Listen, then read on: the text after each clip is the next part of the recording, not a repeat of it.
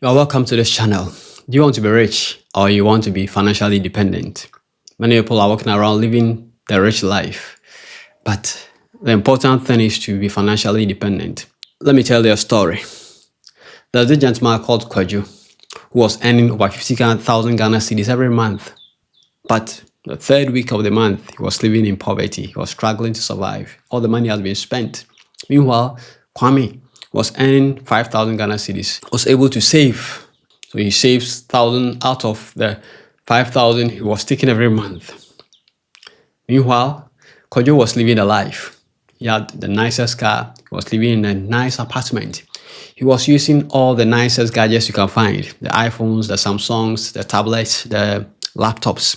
He had all these things and people saw him as the guy, the one who was living a life. Meanwhile, Kwame quietly was building assets that could make him more money in future. He was thinking about financially independent life. He wanted to be financially independent.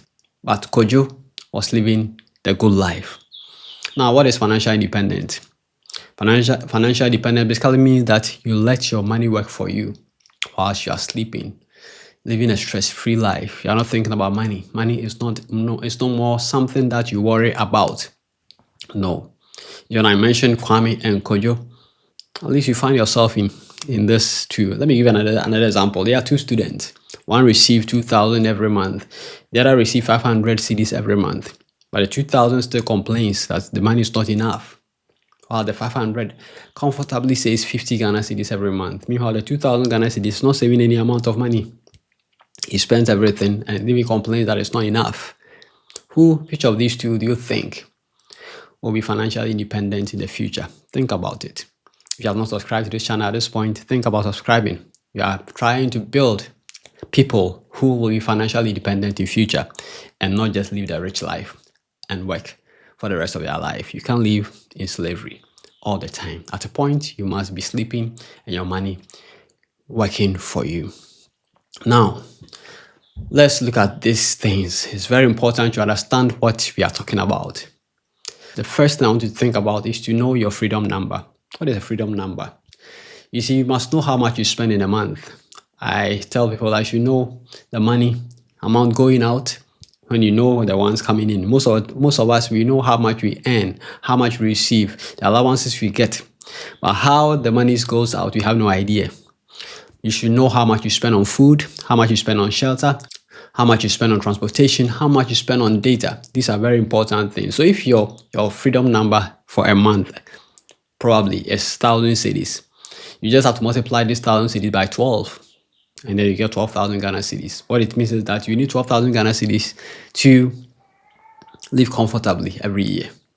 And that is your freedom number. So whatever assets you are building, your target is to at least your investment working for you should get you this amount of money for you to decide. If you decide not to work again, at least you have this amount of money working for you. That is very, very important we do that. Another point is to start thinking about building assets and not just income. Income is good. Having salary increase is good. Negotiating your salary is good. But if you are not building assets and you are just getting higher salaries but consume everything, your future is bleak. What we are saying is that think about assets. What we are talking about here, you start thinking about buying ETFs, investing in mutual funds, investing in treasury bills, investing in bonds and stocks and shares. When you start this, you are now trying to build assets. And you can also start a business. They are all part of building assets. Business that earns income, that helps you invest again to earn more profit. These are very important things you do if you want to be financially independent and not just rich. Then you must invest in assets, build assets. That should be your mindset. Whenever you receive money, think about how much you are going to use to buy assets than just consume every money that comes into your hand. The fourth thing is to avoid lifestyle inflation.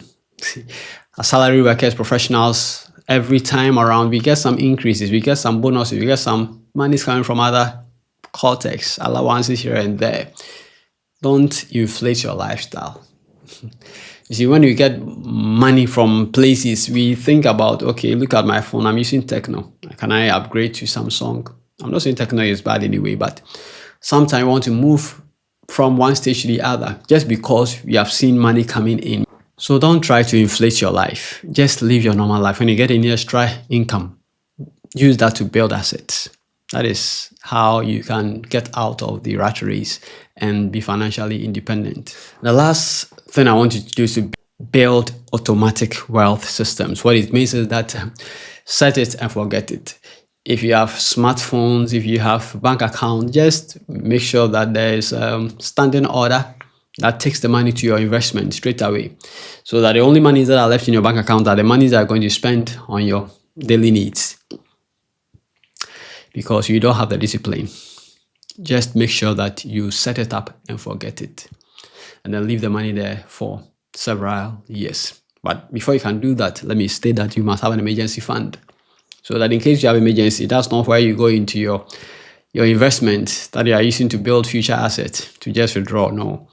But first, get an emergency fund for your family, for yourself, and for whoever.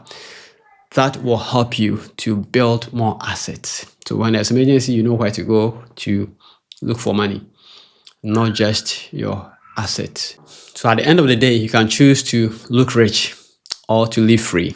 Some people are looking very rich. They drive the fancy cars, they hold the nicest toys, but they are not free.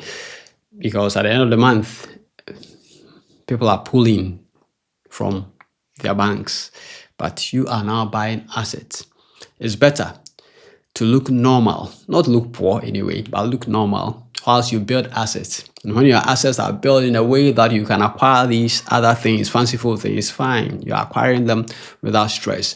But where you are buying all these things and people see you as the one living the life, meanwhile, you know how you are struggling, then it's not good for you. Financial independence is not just about luck or inheritance, but it's a choice you make.